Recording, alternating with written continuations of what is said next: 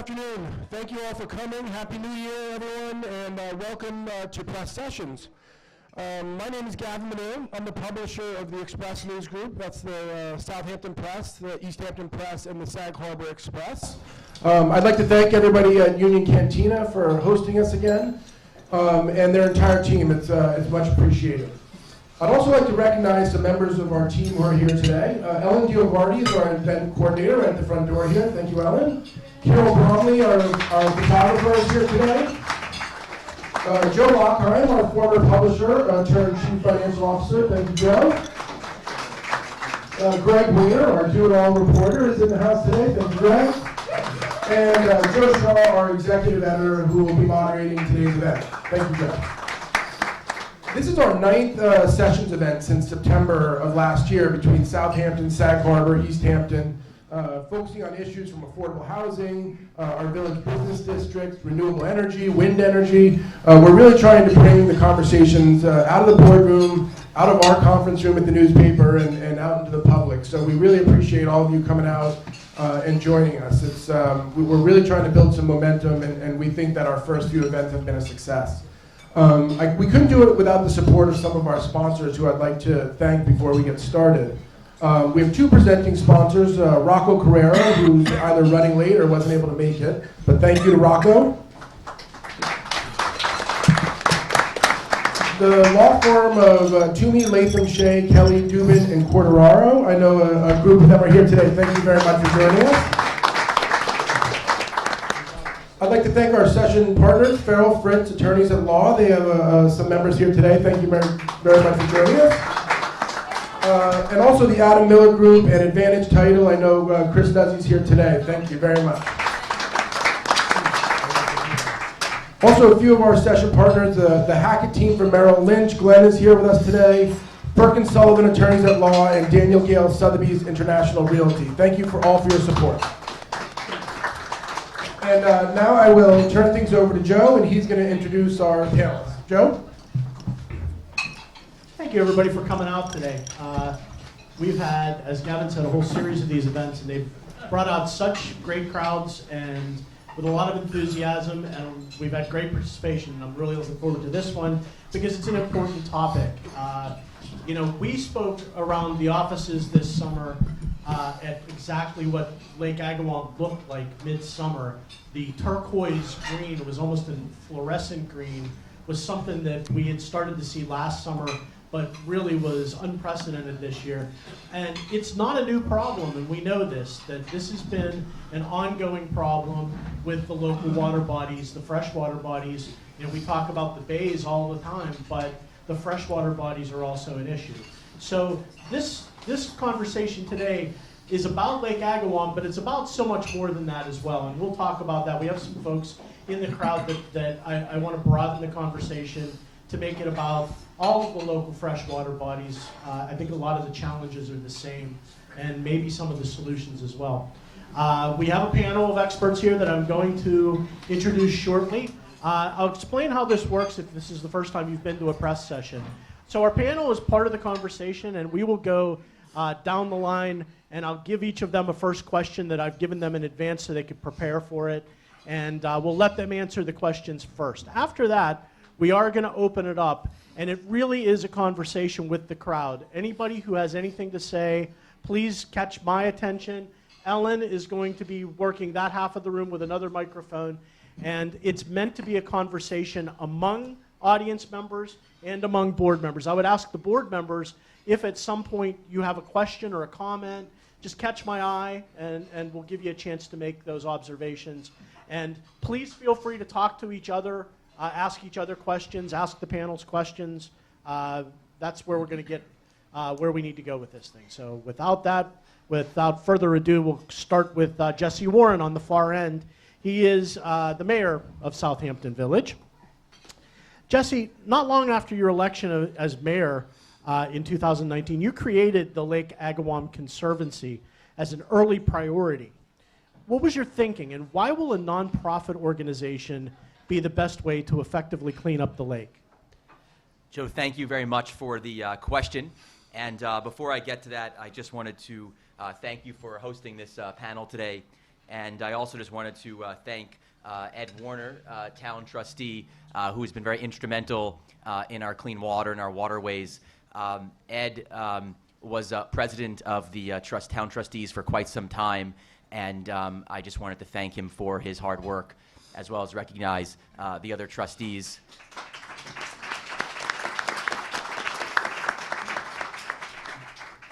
That are here and that are here today. I see Bill Pell here, Ann Welker as well, Scott Horowitz, and Eric Schultz, who is recently joined the town trustee board. And when I spoke to Ed, he had mentioned that he really appreciated the close collaboration and work that we've done with them. And we believe that the relationship between Southampton Village and the town trustees has never been better. So we're looking forward to working closely with the town trustees, because this is a shared problem throughout the town of Southampton and the village of Southampton. And then I just wanted to recognize a few other people here. I see Gary Gillespie, head of our DPW department. Gary's been instrumental in helping get grant money to prevent runoff from getting into our lake. He's also been very instrumental in helping us with bioswales and other natural ways to reduce runoff and treat other pollutants getting into our lake.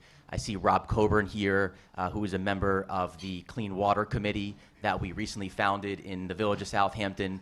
And he's not only going to be helping with Lake Agawam, but he's also going to be helping just come up with some guidance for us as far as clean water in general throughout the village. And there's a number of other members who we're very thankful for who are on that committee. So it's a new committee that the village recently put together. So thank you for your help. It's much appreciated, and we need all community involvement. And a few other quick points I wanted to bring up is that 2 days ago I went up to Albany.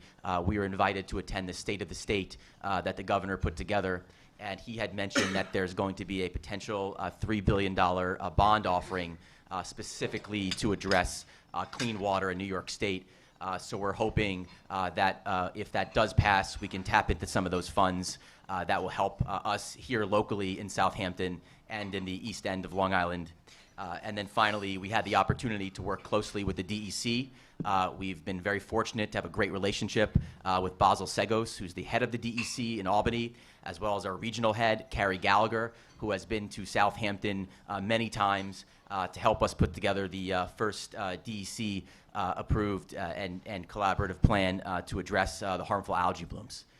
So now to address the question, which was, why did we think it was instrumental to form the Lake Agawam Conservancy? And I wouldn't say I formed it. I simply encouraged our residents to come together to form a 501c3 that would address the clean water and specifically Lake Agawam. This is a group effort. Our problem is throughout Suffolk County. There's a number of issues which we'll address today. But to have a passionate organization throughout our community of homeowners and concerned residents that will address this problem is instrumental. This is a movement, so we are trying to raise awareness, which is what the Conservancy is all about. The Conservancy has also offered to put together their own private money to go help us solve this problem. Public-private partnerships are critical. So we thank the Lake Agawam Conservancy, who has commitments to raise over $500,000 and hopefully more money to address this issue. But I first reached out to David Bonet, who actually formed a Lake Agawam association many years ago. And David was passionate about a clean Lake Agawam, but had felt demoralized in the sense that nothing had gotten done. So I reapproached him. I said, we're really going to step this up this time. And so he was instrumental, along with Chuck, who's here today, John Paulson and Bob Giffra, who have agreed to be co-presidents of the Conservancy, as well as Megan Natashi, who couldn't make it here today. And then I also wanted to mention we've got Janice Scher, who is head of our governmental relations, who also does planning in the town of Southampton. And I will be leaving today at 1 o'clock to attend the DARE graduation at Our Lady of the Hamptons. I have a commitment to Sister Kathy, but I'm hoping that maybe Janice could come and sit in my place when I leave. I did notice that our panel is all men, and I think it'd be more than appropriate to have at least one woman on this panel. I would be perfectly happy. to have Janice join the panel. Absolutely. You've got it. Pia Lombardo is an environmental engineer with Lombardo Associates, which has a Southampton office. Pia, back in 2013, you authored the Lake Agawam Water Quality Action Plan for Kevin McAllister, our other panel member, who was then the Peconic Baykeeper. I imagine it's a very large document, but briefly, can you tell us what the key recommendations were and whether any of those recommendations were enacted? Thank you, Joe, and I'd echo those compliments to the press for hosting this program. The recommendations, or I'd start off with the conclusions of the action plan, and the conclusions were that phosphorus is the controlling nutrient in Lake Agawam, as it is in virtually all freshwater bodies. While nitrogen can be an important constituent, no lake has ever been restored by controlling nitrogen alone. And that's the topic of a number of eminent scientists who have studied lakes all over the world. So phosphorus is the issue. The previous efforts recommended dealing with nitrogen in part because it was going to be more politically easy to deal with. While stormwater improvements are helpful, they will not, in our opinion, materially impact the quality of the lake. We don't think it'll be noticeable. So the phosphorus is the issue. And when one looks at the phosphorus mass loadings that have been estimated, as well as what is typical of lakes that are aged, as we term them, as Lake Agawam, the factors are most normally the sediment is usually the elephant in the room, and for this type of environment, it's wastewater. In some other areas, it's agricultural practices, stormwater, and fertilizers, while having a impact, are not that significant. So focus needs to be on dealing with phosphorus, and focus needs to deal on dealing with the sediments and the wastewater issues. So those were our conclusions. Now, in terms of how to deal with them, naturally, it would be great to be able to remove the sediments from the lake. However, we feared at the time that the sediments are contaminated due to historical agricultural practices in particular. And it's very costly to even test all the sediments and deal with it. So we developed an alternative, innovative approach that would basically attempt to strip the phosphorus that's within the sediments by what happens in lakes is the sediments release phosphorus, and that bottom layer of water is extremely high in phosphorus. And that feeds the algae that grow. These blue-green algae can grow, they can obtain all the nitrogen they need from the atmosphere. They have that capability. Again, that's one of the reasons why nitrogen control won't really work. So the recommendation we made was to basically extract that bottom layer that's going to be rich in phosphorus and then treat it via a living wetland and basically then return that water back to the lake. So that over time, the theory is that the sediments would become sterile, if you will, of phosphorus. That stops so that resuscitates the patient, if you will, but the bleeding also needs to stop, and the bleeding I would characterize as the wastewater contributions. But the any wastewater improvements have to address phosphorus removal, and the sewer approach that was recommended back in 2015 only looked at nitrogen. And we'll get into the conversation about the sewers, too. Right. So, again, that was those were our recommendations on dealing, and the sediments, again, needs to be the focus. And just to be clear, was that done, the phosphorus That was just proposed, but it wasn't actually. Yeah, we made recommendations, we provided the report, it's only 100 pages, and presented it to the village trustees, et cetera, but nothing's been adopted. Okay, so far. Okay. Tony Piazza is a member of the Southampton Village Planning Board, and he's also the owner of Piazza Horticultural Group of Southampton and is an expert on environmental landscape design. Tony, as a member of a village regulatory board and as an expert in environmental landscape design, you have a unique perspective, really a pair of perspectives on the issue. Do you believe more will be accomplished in cleaning up water bodies via your municipal regulations or by changing the practices of homeowners when it comes to landscaping and sewage? Thanks, Joe. I think the most direct answer to that question would be through the homeowners and through landscaping. Can you hear him? Is the microphone on? Okay, there you go. Maybe just pull it a little closer. Can you hear me now? There you go. Okay. Yeah, because I think the issues that are out there are multi-pronged, and there's so very little public awareness up till now about the issues that I think through my work and through my life, I can target more people through my landscape practice than I can through my public role and, potentially seeing some legislation go through and stuff like that. So you think the greater impact really can come from changing people's attitudes? It's got to start how with the they do. people. Okay, Yeah, people need to know what happens when they flush their toilet. fair enough. Chuck Scarborough is a well-known television journalist. He's also the owner of a residence on Lake Agawam and is a member of the Lake Agawam Conservancy. Chuck, as a member of the Conservancy and a longtime village property owner, do you believe there's enough community spirit to enact the kinds of sweeping changes that might be needed to have a significant impact on the condition of the lake? And what role do you think your organization should have in bringing that to fruition? Joe, thank you very much, and I'm quite honored to be here, and I want to thank you particularly for putting this panel together. I think it's quite vital. And thank you also for that introduction. That was the best introduction that I've had since I was anchoring the news with Sue Simmons. And Brian Williams said, that's what's coming up on NBC Nightly News, now back to suck and chew. Happened twice. The public spirit, I think, is a work in progress. I think in this room, there's no doubt about the fact that we have plenty of public spirit. The fact that this room is full. We have lots of public spirit concentrated here. We're very grateful for the mayor and the trustees, both the town trustees and the village trustees, for their spirit in tackling this problem with Lake Agawam. I think our issue is going to kind of tie into what we just heard here.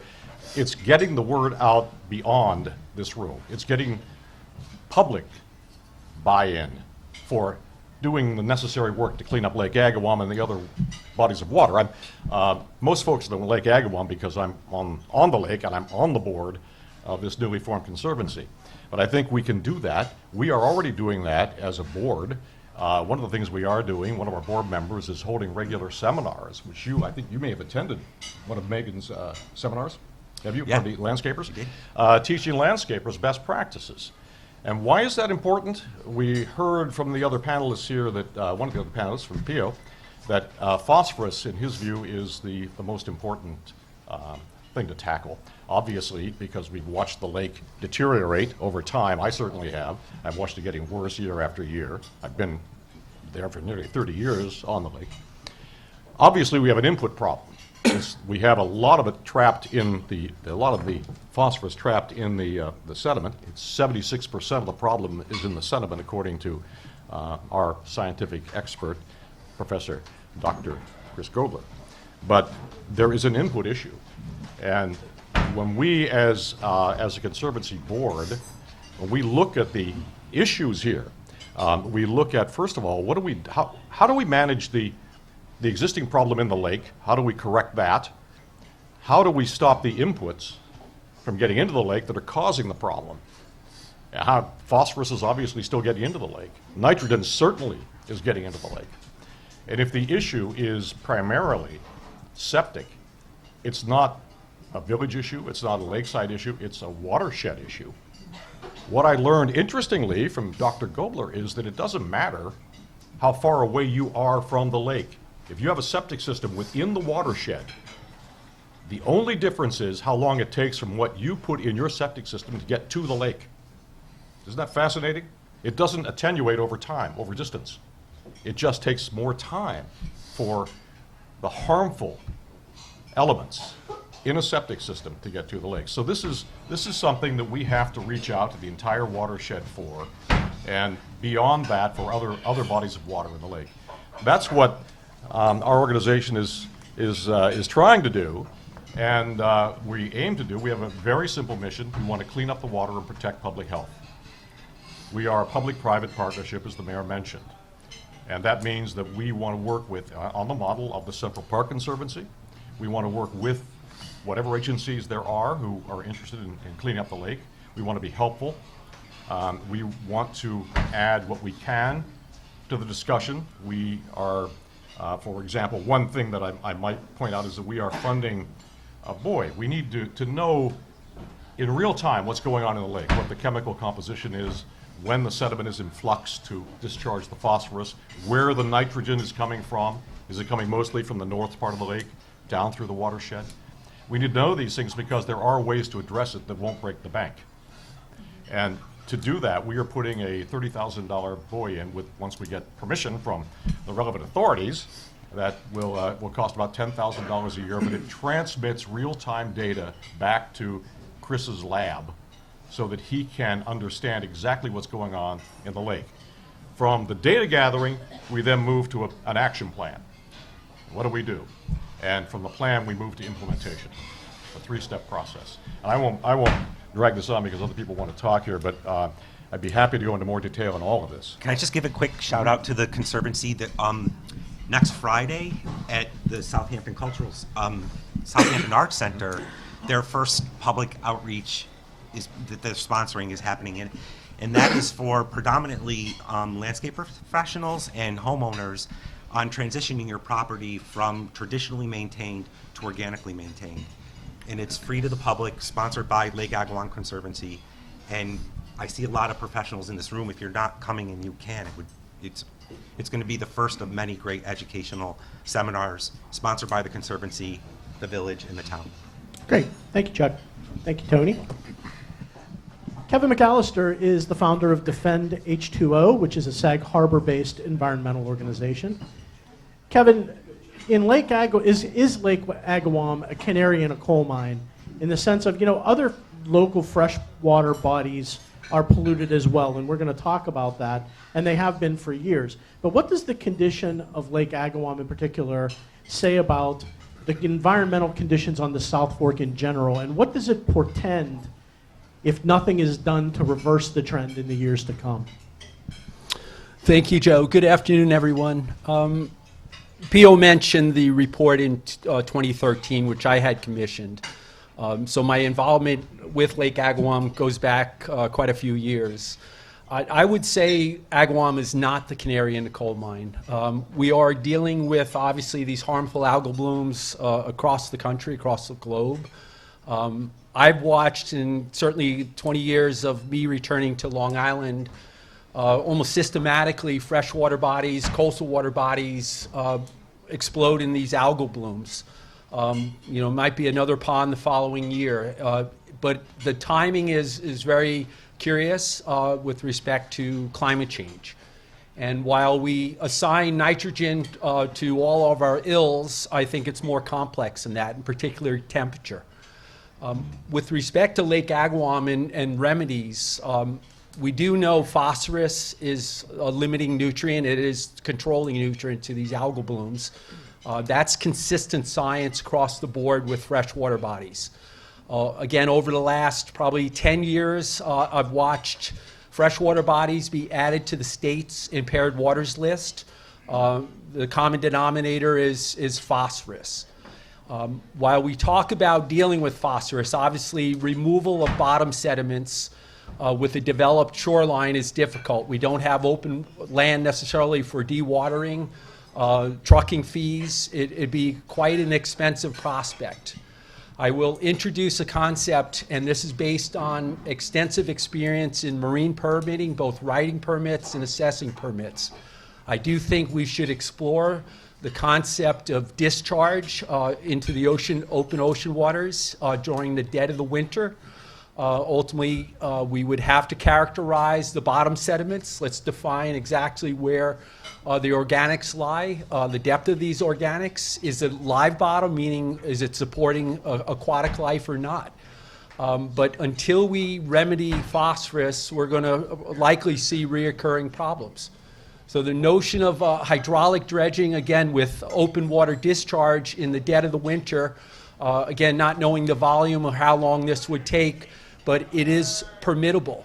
When you consider these discharge permits that New York State issues all the time, the federal government does under the Clean Water Act, we are discharging pollutants, make no bones about it, whether it be a sewage treatment plant or an industrial discharge.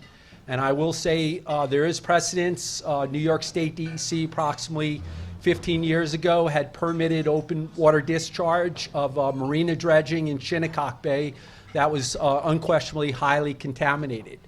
From a biological perspective, I will say that the impact would be quite short-lived in open ocean.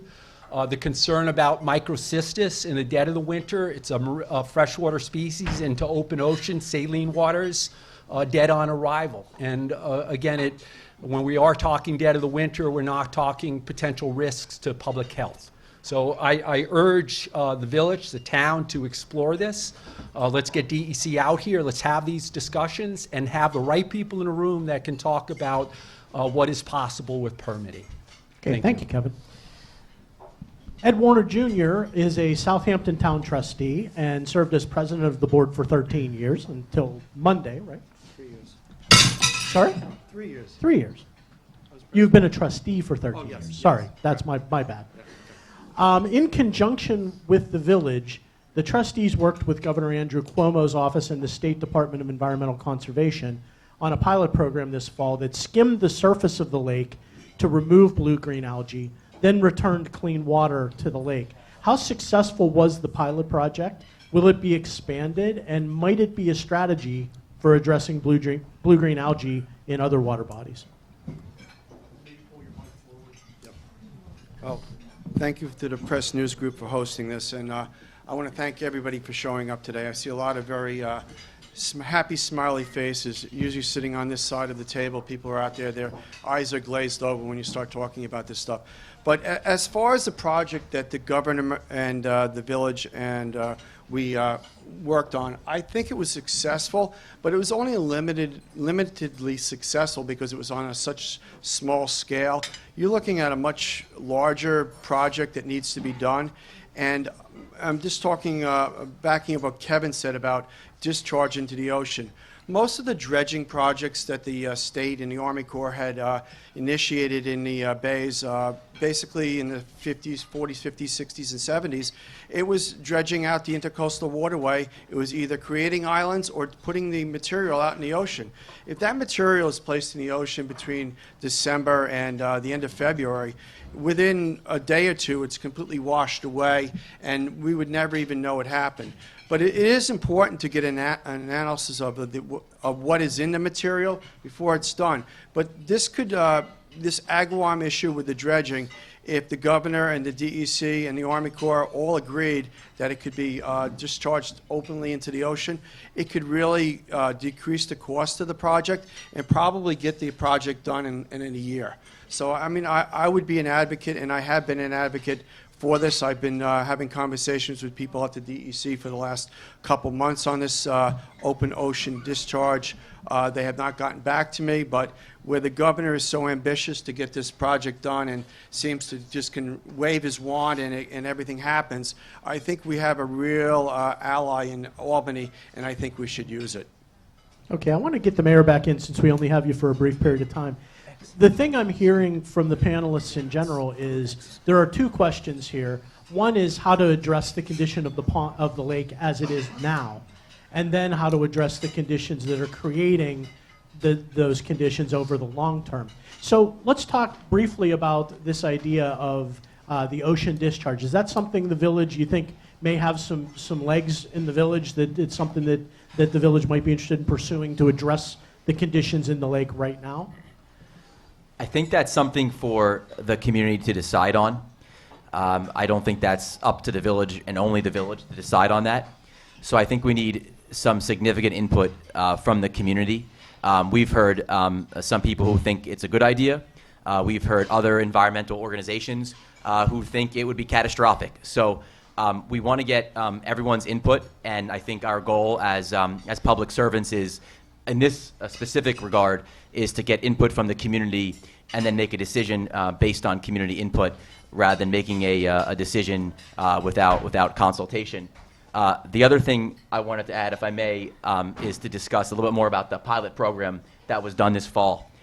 So for those of you that are aware, we worked with an engineering firm called AECOM, which was instrumental in using this new technology called an algae skimmer that could essentially skim and suction the toxic algae off and out of the lake and then treat it on site.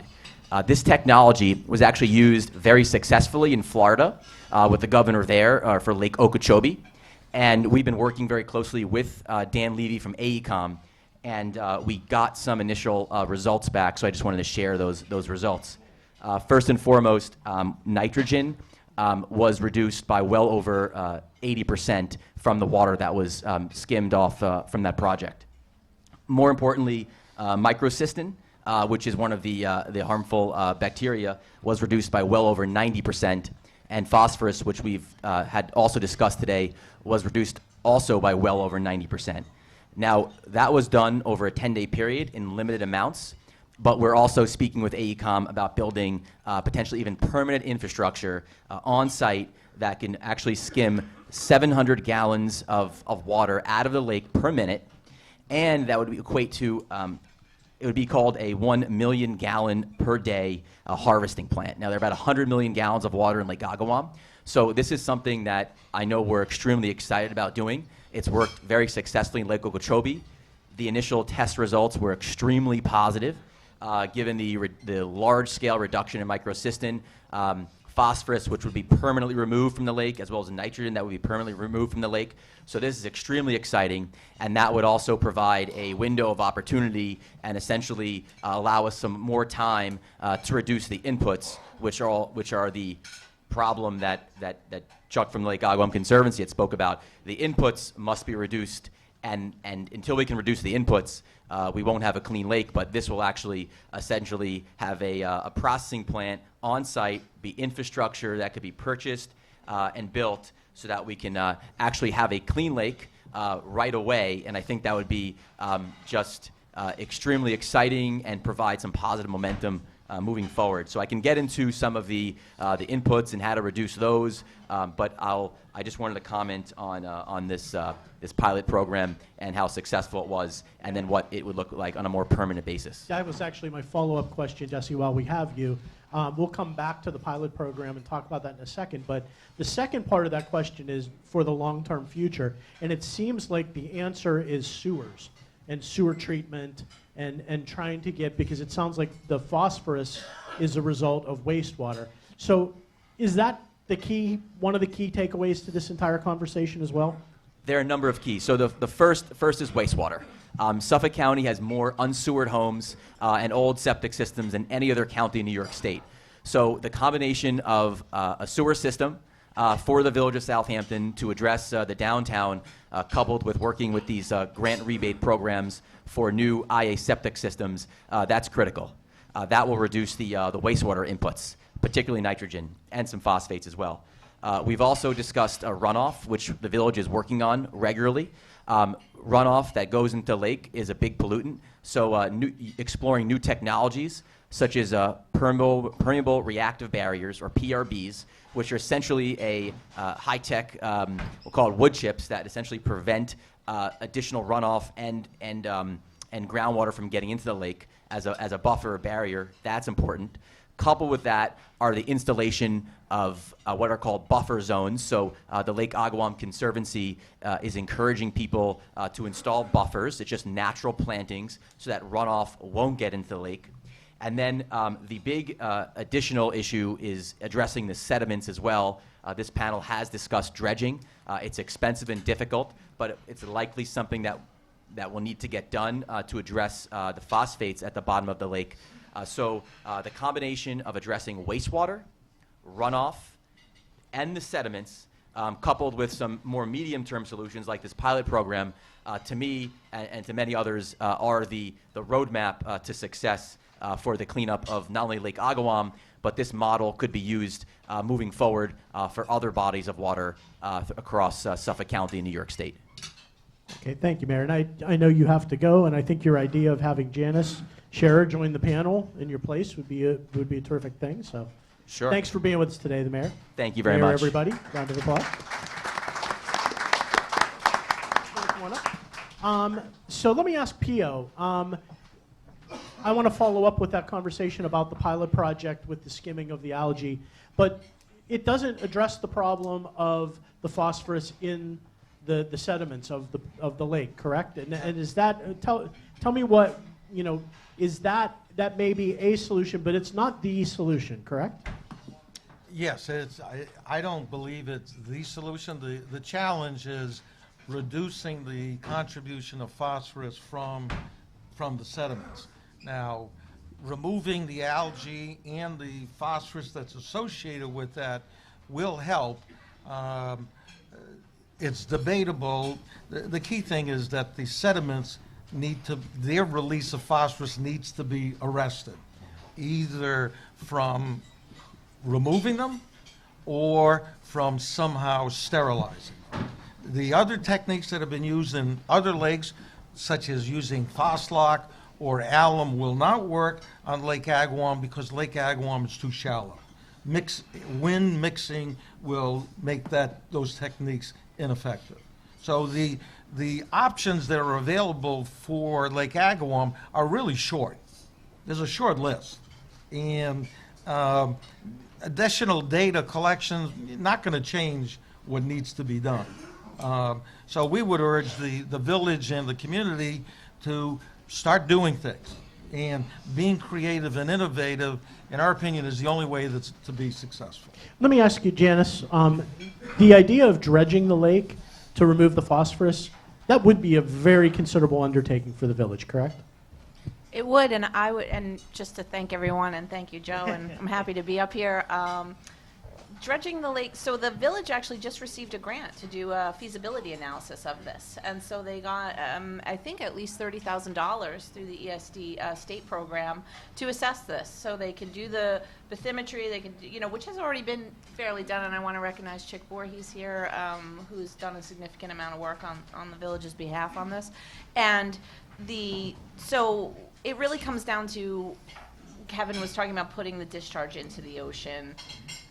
There's concern about that because of the persistence of those microcystine algal blooms and those bacteria reemerging, and just really about, well, how do you de-water that amount of sediment? You don't need to have a dredge pile 90 feet high. Where are you going to put it, and how would you de-water it in order to then remove it? And that's really the issue that has to be explored. And everybody at every level is interested in knowing, what the options are. Answers to that question. Yes. Kevin, did you want to get in on that? No. Oh, okay. How about Chick? Ellen, can we give Chick the microphone for a second and ask where we stand with the idea? There's money for a feasibility study, correct? Yes, the village had funded a preliminary study of the northern part of Lake Agawam last year, and that was completed in November and delivered to the village, and I gave a presentation at the village board. So at least from the Pond Lane turn to the north terminus of the lake, we have quite a bit of information about the quality of the sediments and the quantity of the sediments. And that report also goes into looking at various options for the staging and removal of that material. We didn't delve in tremendous detail into ocean disposal, but we did have a small chapter on that and some appendices that looked at that because Kevin came to one of those village board meetings and also mentioned that idea. But I think Jesse's take on that was that, you really have to get over the community input hurdles and make sure that everyone is aboard to move in that direction, and then combine that with the science to make sure that we don't have other unintended consequences or impacts. So that's all being studied, but at least, as I said, the village funded, and a report is complete that begins to look at dredging. We had helped with the grant application for the follow-up study, and Gary was very involved in that through his office, and that has been received.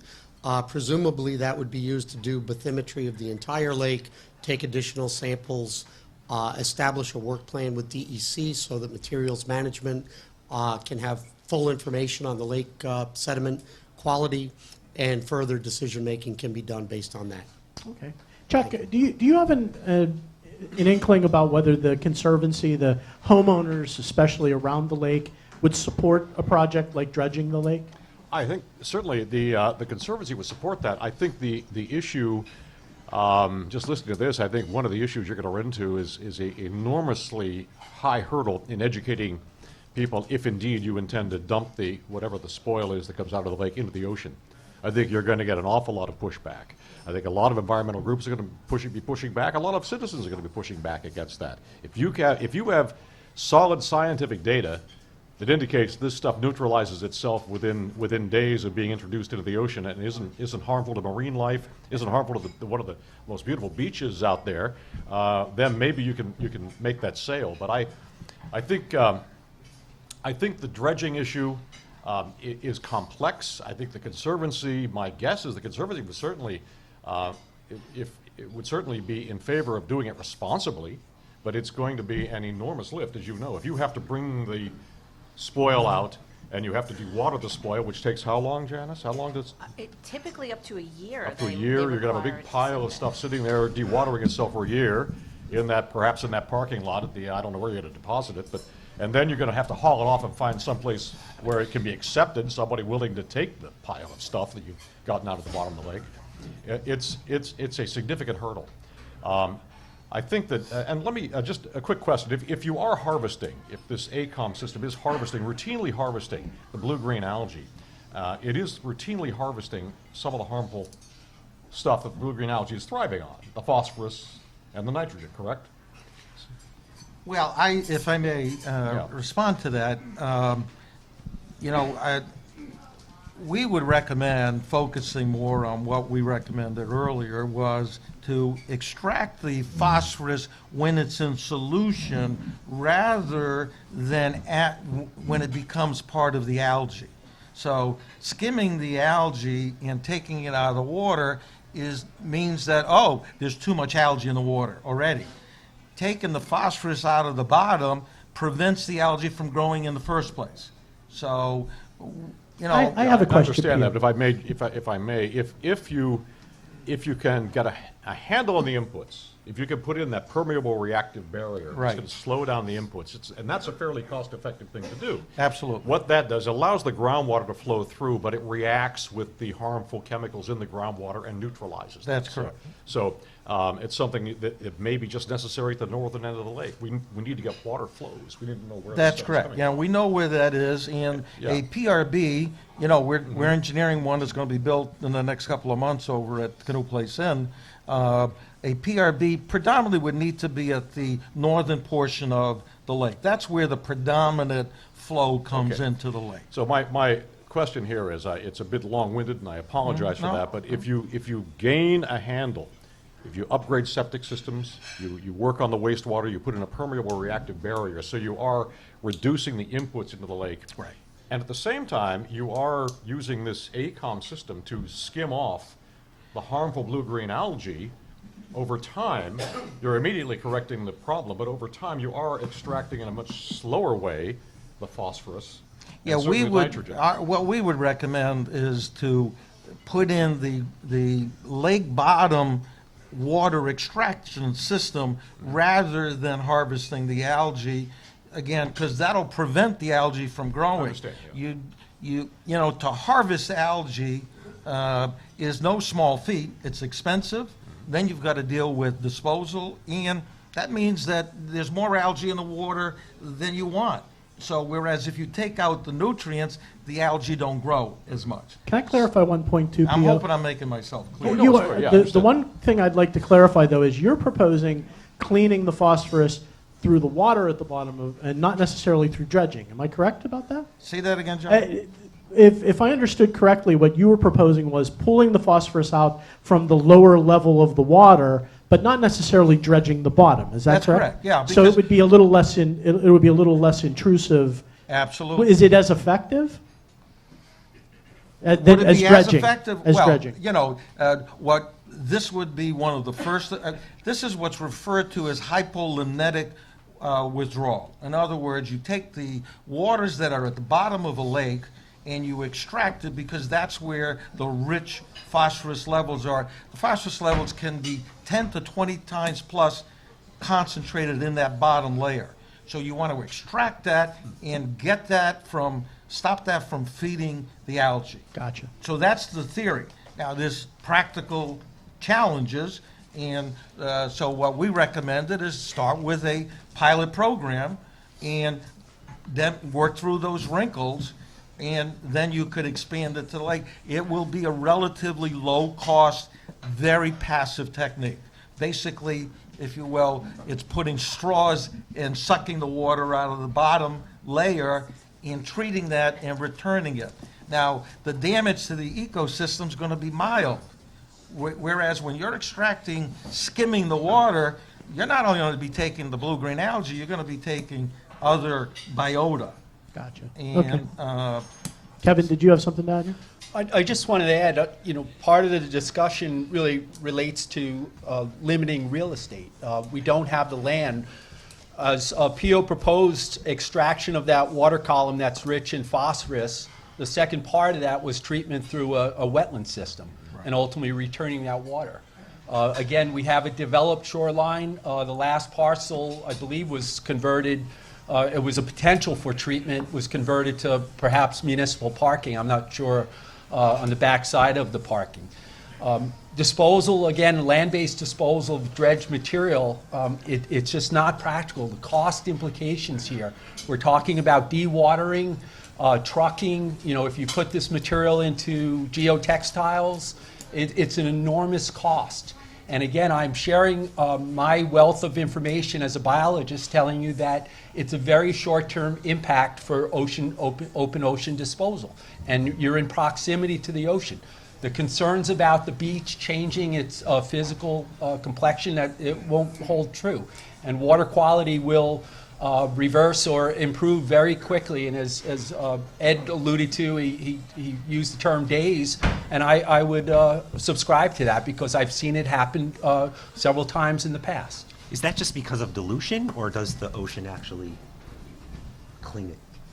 I mean, I hate to boil this well, down there is dilution and there such a are basic chemical issue. processes. And back to concerns about the blue-green algae, microcystin, with being a freshwater species introduced to saline waters, as I said, it's dead on arrival. It's Yeah, basically but nobody knows what non-issue. happens to the toxins that are held within those. Well, the far as- approach Cell walls is, excuse after me, they but the break approach down. is dilution is the solution to pollution. That's effectively, that's the, now, it's a one-shot deal. Is it acceptable? What's typically done is dye studies are done in the proposed area of discharge. Mixing zones. To predict where the material's gonna go. It's a long-term, process. It's not unusual to have been done. It's controversial. We would recommend multitasking and multi-approaches to dealing with it, and, because no one technique is a surefire, low-cost solution. Ed, I what just happened? want to I'm correct sorry, one Jen, thing. go ahead. That microcystine is not dead on arrival. It persists for up to 10 days, according to Chris Gobler. So, and they did all these tests, and there's published papers about this. So I just want to make sure that it's understood that that poses some amount of threat to human health, and that's the biggest concern. Is that toxin is not dead on arrival. The toxin, not When the it not gets the put actual. in the ocean, because it's a freshwater, it does not, it persists. Ed- And so I wish Chris was here to explain it better, because he's the. here. Chris Goble? Chris, I thought. Oh, I'm Chris sorry. here? No, I I don't don't think think so. But he's he could, follow up with the science behind that. Raises the question. Excuse me, too- if I may add, any ocean disposal option is gonna take years. Okay. Yeah, there's no ifs, ands, and buts, in my opinion. It raises the question, Ed, what happened with the blue-green algae that was sucked off the surface of, where did that go? in the pilot project? It was taken to, I think, Bergen Point. It was Yeah, it taken was- to. So a it was sewage landfill, treatment, basically. plant. Yeah. Incinerated. Proper Brought disposal. to, a- But the village on a regular basis drains Lake Agawam, right, Gary? What would happen if you put a pump that specifically got the water in the deepest part of the lake where there's the most phosphorus and drained that water into the ocean, you know, when you needed to drain it? Would that be something that would be basically accomplishing more than just draining it, getting the nutrient, the phosphorus that is the nutrient that, you know, basically facilitates all these algae outbreaks out directly? So in other words, put the hose low, Yes. so you're sucking up the phosphorus rather than as part of your normal draining. It's certainly possible what you're saying to do, you know, just to hook that in. We're gravity fed right now, so I don't know how you'd make that transition so we didn't have backflow. I'd assume we'd have to insert a pipe probably a third of the way into the ocean drain. I'm certainly the concept would work. I am of the opinion that those sediments are not all released into the water. A lot are in, you know, in the sand, in the soil, and down there. And I think more and more we're clear that material actually has to come out.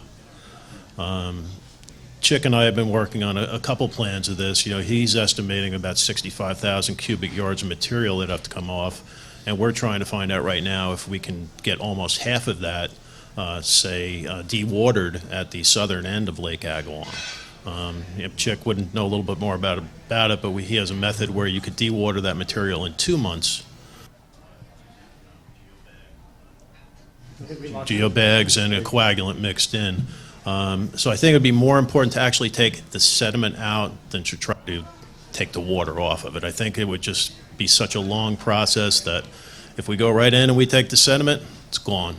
Because everything we do around there to prevent new material to come into the lake is very important, but until we get rid of that dredged material, I think we're spinning our wheels.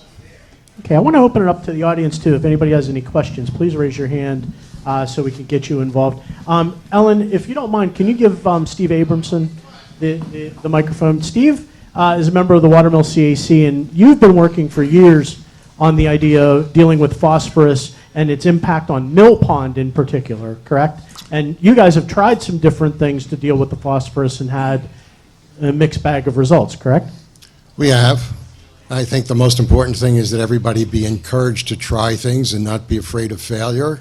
So I'm happy to hear that some of these other aspects of things are going to be tried. I'm not familiar with the ACON system and what the real report says. I haven't seen one yet. I'd love to read it.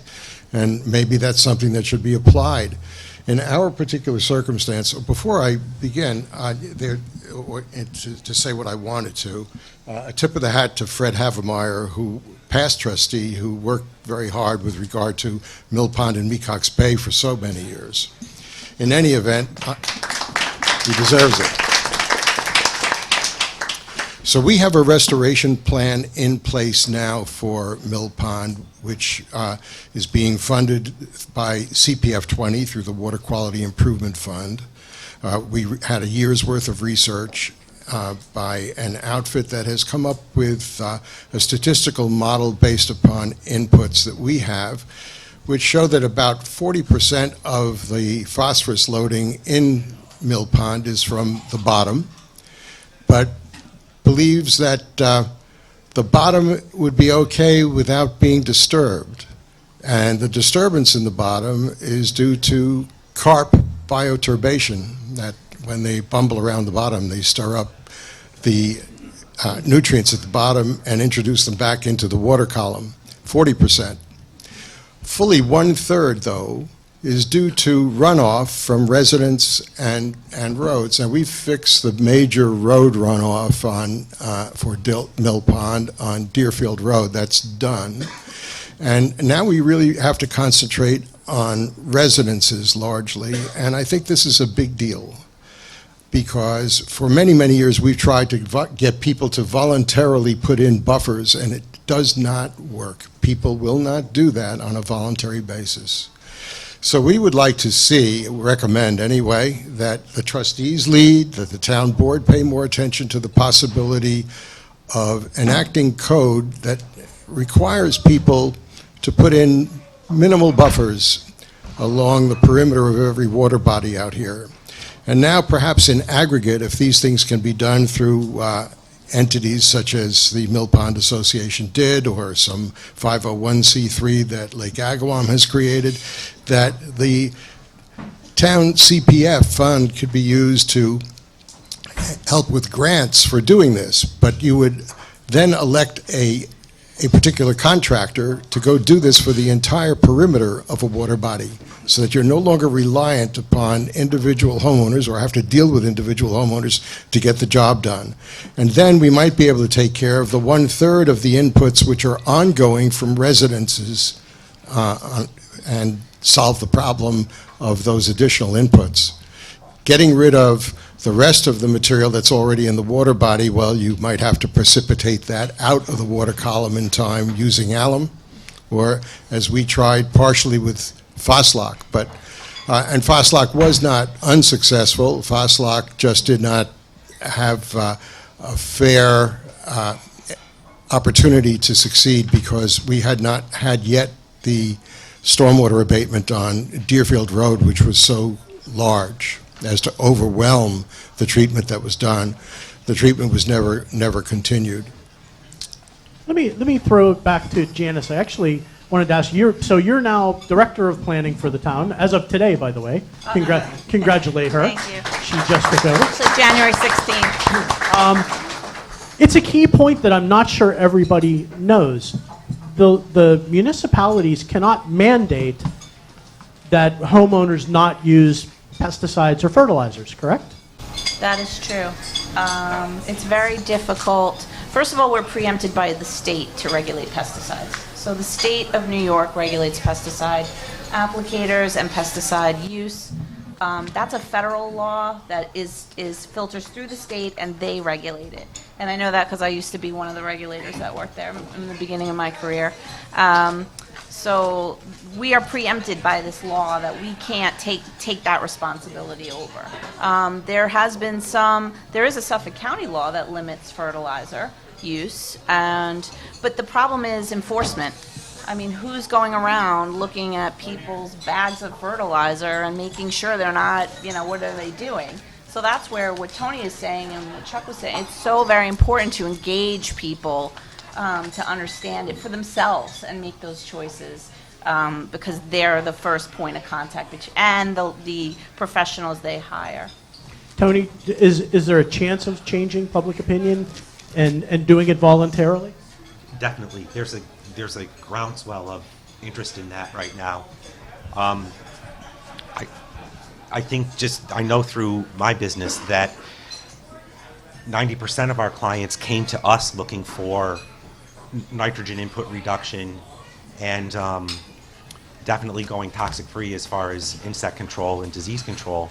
And I think through initiatives like the Perfect Earth Project that Edwina Von Gall started and some other community initiatives, that pretty soon it's going to be, it's almost going to be looked upon like smoking was in the 70s. If you're putting down soluble nitrogen fertilizer on your lawn, people are going to just look at you like you're doing something wrong. I want to be clear about one thing, though. Pio, you mentioned that runoff is not going to necessarily address the phosphorus issue. Is that correct? Yeah, runoff as a percent of the total input is relatively low. I have a couple questions, and I'll just throw them out there, and you guys can tackle them in whatever order you deem appropriate. The first is, if there's no area around the lake to materially biofilter the water at that lower level, it seems like that plan's not going anywhere, or just physically can't go anywhere. And you correct me if I'm wrong. Two, what is the cost of... Yeah, excuse me. We identified lands that the village owns that is sufficiently large enough adjacent to the lake for the wetland treatment system. Oh, you did? Okay, that wasn't included. Second thing was, how much does this this algae filtering process, which sounds like it's gonna if that's the route the mayor wants to go, it's something that's going to happen continually. What's the annual cost of that on an ongoing basis? Forget the CapEx to get it going. And third question, in the same way the village can change zoning and then amortize old uses over time, I know the village can't regulate pesticides, but could the village require buffers, vegetative buffers, on certain properties that front key waterways? Who wants to field that one? I'll answer that. Sure. Well, you know, as someone who writes the code for the town of Southampton, I can say that the village could absolutely put in requirements for buffers, put in requirements for amortizing sanitary systems, and put a sunset on there, or require it upon property transfer, and say it's time to get rid of all these old cesspools, or you know, sort of tackle it in a more comprehensive manner. And what was the? I forget the. I think the cost. Do we know what the cost would be? We don't want to talk about costs in this. I think though, just not about the cost, but about there's this AECOM proposal, but also Dr. Gobler has come up with this sort of paper about dealing with harmful algal blooms. Has been working with DEC. We have a harmful algal bloom task force.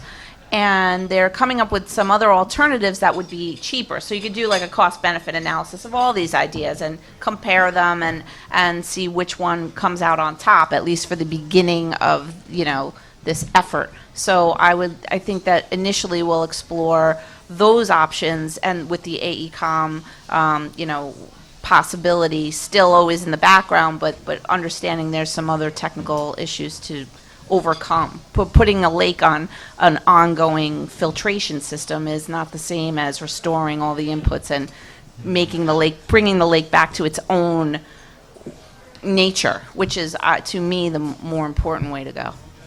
Can I speak a little bit Sure, real to quick. legislation? I saw Trustee Allen get all excited in her seat. Through my work with the Southampton Village Clear Water Committee, I don't want to speak for Trustee Allen, but I think that the village is definitely considering legislation across the board, wherever possible, on these issues. So it's not out of the question at all that in the near future we could see buffer zones legislated, IE systems legislated, how we manage our properties legislated. So that those things are all on the table, but I'm going to let Trustee Is that Allen. Trustee Allen around the? Go ahead. You have the mic. Thank you. Good afternoon, everyone.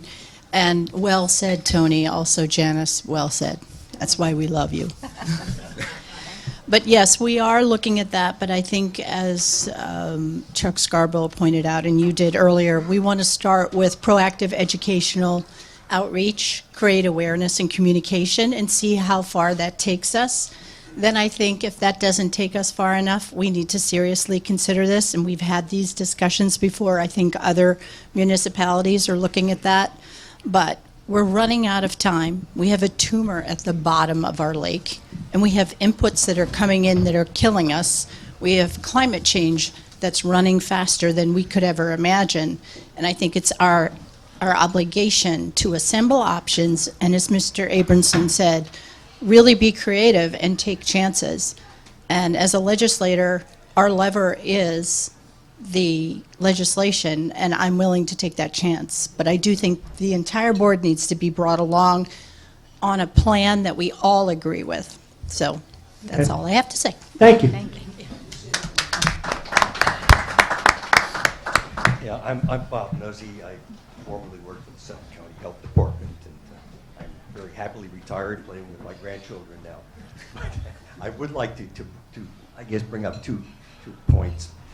One is that as microcystis is not a nitrogen fixer, I don't think we can disregard nitrogen certainly entirely in this situation. I think not only the amount of nitrogen, but also the type of nitrogen that's found in the system can be something that's effective in terms of blue-green algae growth, especially a non-nitrogen fixer. The other thing I'd like to mention, or I'd like to comment on, is the fact that we know that global warming, or that climate warming, has been going on over the last several decades, and that sort of tracks the blue-green algae blooms in the lakes. But also, there are other things that have been going on over the last several decades, and one of them is the increasing, almost logarithmically increasing use of certain materials such as glyphosate, more commonly known as Roundup.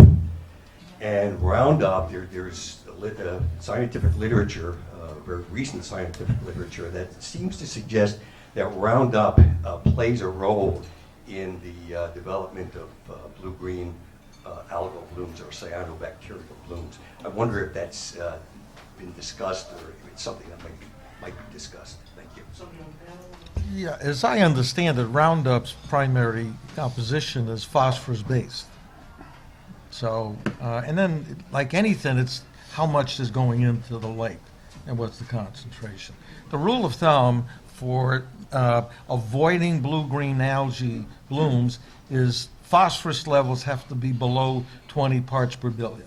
Once you're above that, you're in blue-green algae control territory. So until that phosphorus level gets below that amount, that's nature. Okay, I think Rob, you have a microphone? Sure. Want to introduce yourself? Sure. I'm Rob Coburn. I work with Tony on the Clean Water Committee. And I also work with Trustee Allen. She's got a little shout out. I just want to say the trustees in this village are definitely on this issue. They were thanked last night for putting in way more time than they're really compensated for or expected for to do. I know personally Trustee Allen probably spends 30 to 40 hours a week on village business, and I would say half of that in my observation is water quality. So thank you for that. On the glyphosate, on the Roundup issue, I think one of the other issues besides the phosphate that's in the formula is also that it suppresses microbiomes and microbiological activity, which can be effective in reducing both nitrates and phosphates. But I really wanted to talk for a little bit about the permeable reactive barriers and ask a question at the end. Just to clarify, if I agree with what's been said about phosphates. PRBs can be used to trap phosphates, but it's not the wood chip version. It's an aluminum sulfate or ferric chloride version, a suspension of that in sand or gravel. But presuming you know where the water flows are underground, which is an important part of this, really determining where the water is flowing, they can be very cost effective. They're not cheap, but it's simple technology. And if you can use the 80-20 rule and find where the water is flowing underground and create that permanent reactive barrier, they can be very effective. And they're very long-term solutions. And installation can be effective for 80 to 100 years. But the whole reason for needing them is, I guess one of the points there is that there are a lot of natural processes that can help address this issue. We need to put them on steroids, understand what they are and put them on steroids, in my opinion. And because for millennia, nature took care of our waste. We're adding in chemicals due to fertilizers and pesticides, but nature took care of human waste. What we've done is we've created two concentration issues. One is a population concentration, which we certainly have here in Long Island. And the other one is the septic methods we've used, which is to take the flow and put them into deep wells in concentrated places, in places where they're away from root activity, they're away from microbial activity, they're away from temperature fluctuations and sunlight and aeration, all of which help break down the noxious things that are in it. So there is a movement in the industry among some people to concentrate on shallow drainage fields in sanitary systems so that all of those elements get reintroduced. You're in a root zone. You're in a very active microbial zone. You're in a place where sunlight or heat fluctuations can really help promote the biological activity that naturally takes care of a lot of our waste product. I wanted to just mention, because a couple people, I think both Pio and Chuck have alluded to, in some ways, to the fact that Lake Agawam, we do have the sediments, but the water quality that's in there now, it's easy to think of it as a place where water concentrates and therefore the problem concentrates, and it does to some extent. But Lake Agawam could in fact just be a window into what the groundwater looks like overall. And I wanted to give a quick, and I think sewer is part of the solution here, but I will just give a cautionary tale, which is East Hampton, Connecticut. They have a lake called Lake Pocatapog. It's about 10 times the surface area of Agawam, and its average depth is about 60 feet. And therefore it's much cooler, which the people who know science better than I do can tell you should help in terms of algal blooms and similar problems. they put in a septic system, a sewer system for the towns around that lake 28 years ago, 29 years ago now. They also did some selective dredging to get out some bad sediments, and they've had harmful algae blooms for the last 8 or 9 years, had to close the beaches. Because what's happening is that septic charge from the watershed, to Chuck's point about we're all part of the problem, that septic charge that's been in there for 75 to 100 years has been migrating underground and will continue to migrate into the lake under subsurface for the next 40 to 50 years. So I guess the question is, with that as an example, does that change any of your thinking in terms of the prioritization of sediment dredging or installation of a sewer system?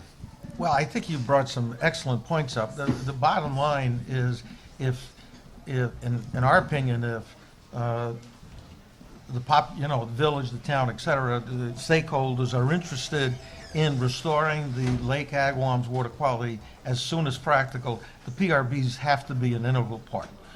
Because your point's well taken, that if you put a sewer system in the village, the groundwater takes 50, 70 years, as Chuck mentioned, so there's a huge slug of contaminated water. You know, we like to use the analogy of the bathtub. Once the bathtub's dirty, you start putting clean water, it takes a long time for it to flush out. And we've been dirtying the bathtub, death by 1,000 cuts for years. So the PRB is our, and I'm glad you brought this up, in our opinion is a very essential component.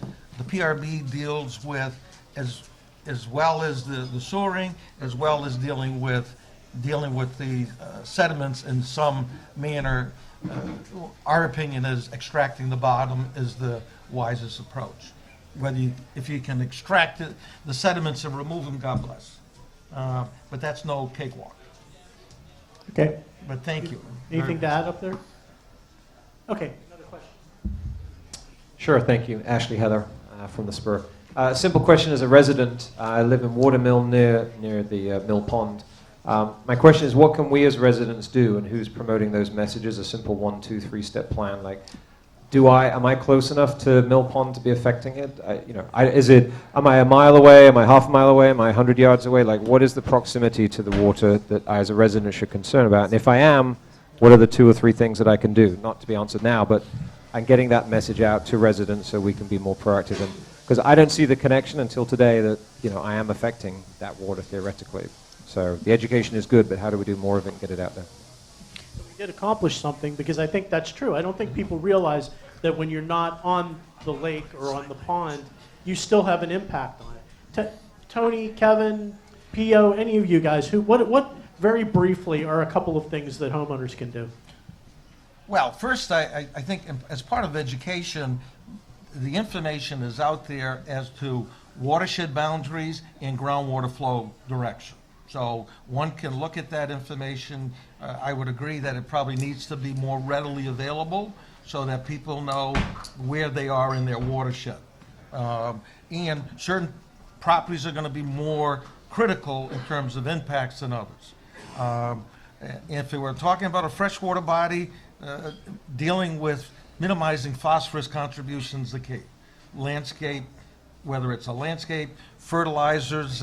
As I recall, I thought there was a state law that prohibits phosphorus content in fertilizers.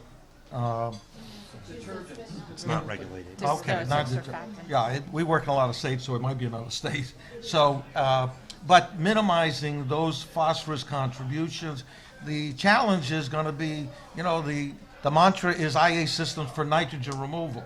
Well, we really need focus on IA systems for phosphorus removal. There's good evidence that says that if you put in a nitrogen removing system, that you may take the food away for the natural bacteria not to remove phosphorus. So from a lake situation, doing a nitrogen removal system could be worse. Yeah, and That's fascinating.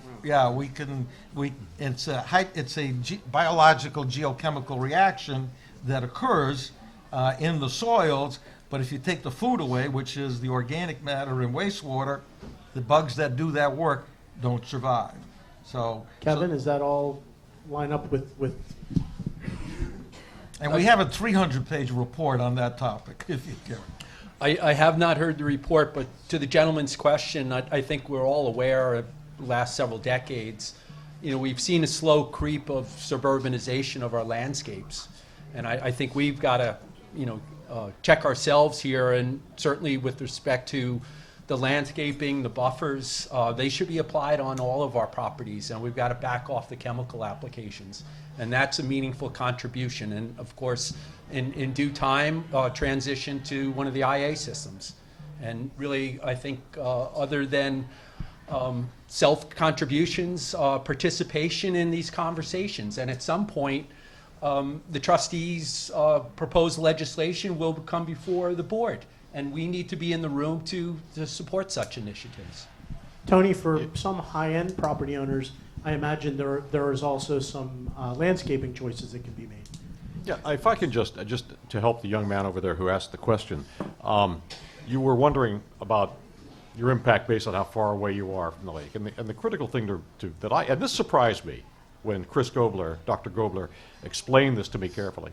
The critical thing to understand is that it doesn't really matter how far away you are from the lake. If you're in the watershed, whatever is happening on your property ends up in the lake at some point. It just takes more time if you're farther away. So if you're 2 miles away, it'll take twice as long or 3 times as long as if you're lakeside. To underline that point, this is you probably can't see this, but I'm going to read this to you. This is the phosphorus loading at Lake Agawam. And if you look at this is from Chris Gobler again. This is his analysis of the lake. The largest amount of phosphorus is 76% of the phosphorus is trapped in the sediment and is released through sediment flux.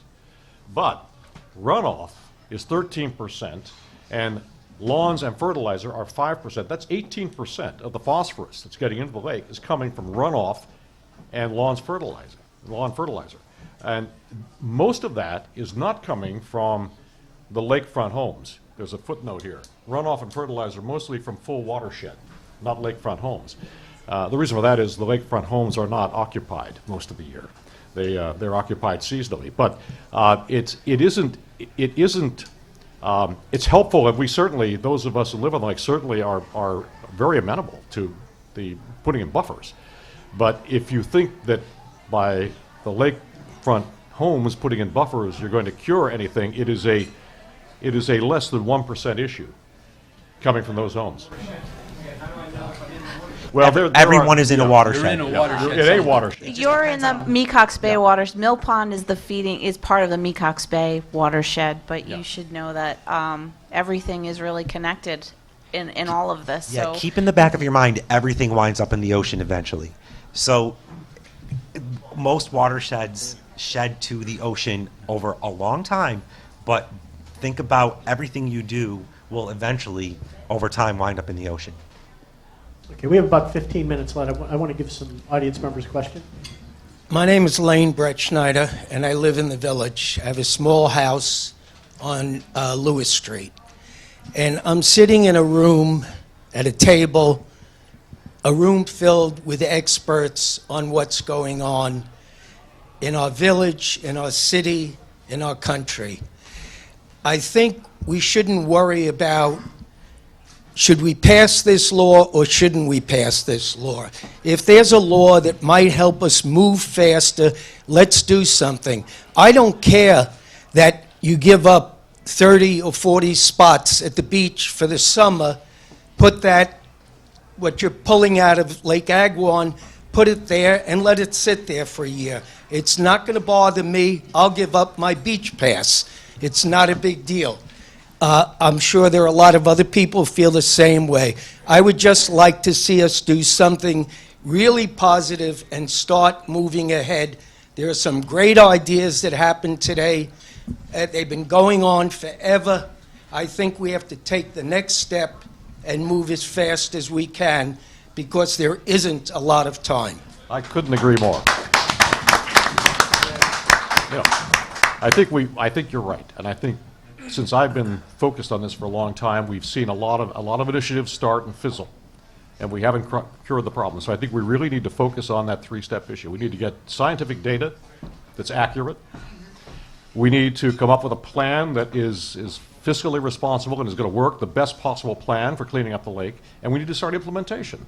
And it's going to be several elements. It can't be a single solution. And I would defer here down the table to what the elements are going to be, but I think that whatever it is, we have to get something in motion here that can be modified later, but we have to start taking action. I agree with you. I'd like to just answer that fellow from Mill Pond, since I know something about Mill Pond. The ponds are all different, and in the case of Lake Agawam, it may be a smaller percentage of phosphorus coming from runoff of lawns in the area, because it's, to be honest, a sump for all of the runoff from all of the streets that are tangent to it, coming from all around the village. In Mill Pond, we had mostly runoff coming down from farm fields, and we've mitigated that, but now we have remaining the issue of the surrounding properties on the lake, primarily for runoff on lawns, which does affect about 1/3 of our problem on Mill Pond. So it's, at least according to the statistical research and modeling for us. So these conditions may be separate for each one, but I would say that we have definitely passed the tipping point. We can't be looking around for long-term change of public opinion through media campaigns. We all can see what's happening to our water bodies. They've happened already, and they're in bad shape, some of them. So about 10 years ago, we had a major mail campaign that went out in Watermill to all of the residents surrounding Leacock's Bay and Mill Pond. We mailed 4 different times to all the people to put in buffers. The amount of buffers that have been put in have been close to 0. So when you think about this, it's not going to ever be a mind change event in the short term here, or even, I guess, in the medium term. I don't care where we think that minds have shifted so far. We had better get to the point where we create zones for doing this, and that we insist upon it being done now. Thank you. Okay. I have a question over here. Dorothy Riley, Drawdown East End. And I grew up on Lake Agawam for 35 years. Our family lived there. And that's where I learned my love of nature and frogs and catfish and turtles and all of the rest. And it's continued through my life. So I'm really grateful for the work that all of you are doing. And I want to invite you to something really special that we're doing tomorrow at the Southampton Arts Center. We are having a program called Drawdown Festival, Films, Forums, and Fun. And it's an opportunity to learn about this larger picture of climate change and how we can come together as a community and really address climate warming. So go to the site, drawdowneastend.org, and register. There's lots of different activities. It's going to be a fun day. Thank you. I'll be there tomorrow to address any specific landscape concerns at the breakout sessions. If anybody has specific, landscape maintenance issues that they can implement to help with the situation. Okay. I have a question from the audience. Can you define runoff? What do we mean when we say runoff? And how is it different from effluent or so? Can we define some terms here? Well, runoff is referred to as surface runoff, basically water that typically flows over hardscape, asphalt, that then is discharged into a water body. It also can be runoff over natural lands. In this part of the world, that's to be a small percentage, because most of the rainwater will infiltrate into sand. But typically in this area, it's water that runs off hardscape. Yeah, I think that's really important because on large pieces of property, if you do have a buffer and an extensive lawn, when that water's running toward, that runoff is going towards the bay or a pond or whatever, it does have that last ability to be absorbed by a buffer. The larger the buffer, the more deep-rooted it is, the better it is. So that's why we always, as a trustee, always promote the buffers.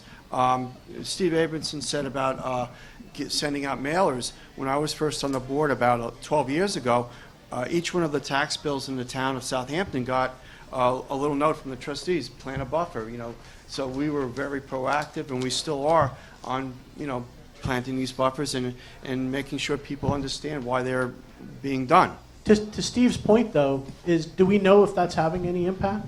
Are people creating those buffers? Yes, they are. They are. They're asking for them. They are. Yes. How can I do it and make it look good and do the right thing? So maybe these are slower acting methods in trying to change people's attitudes, correct? I mean, it takes time for those things to start to show results. Each new bulkhead permit that we issue as the trustees, we recommend that they plant some type of a buffer, whether it's Cape American beach grass, a sandy, well permeable surface, rocks or something like that, where people used to want to put decking and, right up to the bulkhead, and that would just cause sheet runoff into the bay. So each one of the permits that we review, we look at it individually and how we can utilize the property for the best type of buffer. And it sounds to me like I was wrong earlier when I said there's two different things we need to worry about here. There's actually three. You have the quality of the water bodies themselves. You have where we're putting waste into the system. But then you have to deal with the 50 to 75 years of waste that's going to work its way there. So PRBs and things like that have to. So it's really a three-pronged. We need a three-pronged solution for a lot of these water bodies. Is that fair? Absolutely. Well, 3 prongs of attack, multi-pronged solutions. Within each of those With prongs. lots of experimentation, because there's no silver bullet. Gotcha. Okay. Any other questions before we wrap up? How about we start with this gentleman right here, and we'll get one or two in the back then real quick. Yes, I live on Little Fresh. Can you give your name? Pardon? Can you stand up and give your name? My name is Stuart Summit. I live on Little Fresh Pond. Up until about 7 years ago, you could drink it. You filter it, but it was potable. We now found at the end of the summer that it was in terrible, terrible shape. And yet, we have things going on with various town boards, and they don't seem to pay any attention to that point at all. They admitted testimony from an expert who said the water runs away from the pond. I mean, that higher land water from doesn't go into the pond, he said, and they accepted it. If we're going to get serious, I mean, we've got to treat it seriously. I mean, why has no one knocked on my door? I should have a new system, sewage system. I understand from my friends who've tried that you might have to give up a month to fill out all the paperwork for them to help you pay for it. It's that complicated, and unless you make relatively little, you're going to pay for it yourself. If we want the entire area to have a better sanitation system, for God's sake, require it. You can do it through mandates that if you're fined unless you are admitting so much good water, and you can quantify what it will cost you to avoid that fine. There are so many things. If we were serious, there'd be somebody pounding. So it's our most valuable asset out here. The most valuable asset out here is our water. Why is no one out on the streets pounding on their doors? Why don't we have rules in place and get them in place? It's going to take 20 years. And we want there to be a beautiful Hamptons in 20 years. Kevin, you were nodding. You nodded about the mandate aspect. of it. Yes, exactly. As we talk about consensus building and voluntary transition, I do subscribe to mandates. I've immersed myself over the years in Suffolk County Sanitary Code, and I identified serious flaws, and ultimately, to their credit, we've moved into a new generation where we are trying to promote IA systems. I do believe that the codes have to change, that these become required. Point of sale, 10 years out, but let's have a date certain where we are transitioning. And certainly this town, we're in a position with Community Preservation Fund, and one point of possible correction, as I understand it, that fund is changing where it's no longer a economic threshold for qualifying for the assistance. It will just be made available. So I submit that let's identify a date certain, Suffolk County, and let's pay for it to make this happen. If I can also just answer that, so just so you know, the town of Southampton and Suffolk County in New York State have all the money to replace your system, and it is very simple to do it. Our form is 1 page. It requires your name and address. You put your tax returns with it, and you're qualified if you make, for the town, less than $1 million to get funding. The county has no limit. We make it super easy to reimburse you the money. The county will pay we're trying to pay contractors immediately to be able to do it. So come into the town. We're happy to help you. The county has all this staff who will literally fill the form out for you if you can't or you find it cumbersome. So the perception that it's difficult or cumbersome is really just a perception. We've made it so easy. Brian McGowan's in the audience. He's part of the Fuji Clean System technology. You can talk to him. There's a whole list in the county website of all the different vendors that are approved that you can go through, and they will walk you through it. And we encourage anybody to get involved. And did you want to say something, Brian? Real quickly, Not at all. We're happy to help you. We want you to replace your system if you're interested. Introduce yourself real quick. Sure, Brian McGowan from Advanced Wastewater Solutions. We're the distributor for FujiClean. We've done over 340 installs on Long Island so far. I'd say about 75% are paid for entirely. Southampton Town, you're eligible for up to $50,000. Most of these systems cost about $18,000. The town alone gives $20,000. State gives $10,000, Suffolk County gives $10,000, plus another $10,000 if you're low to moderate income or if you put a pressurized shallow drain field in. So there's tons of opportunities. You can go onto the county website, reclaimourwater.info. It's got all the information you need to start your applications and to get a system. No income restrictions with the county, and more and more people are just taking advantage of the grants and rebates that are available. So. Okay, we have a real quick comment back here. As a builder out here, my name is Janice Delano. I have an observation about cesspools versus septic systems.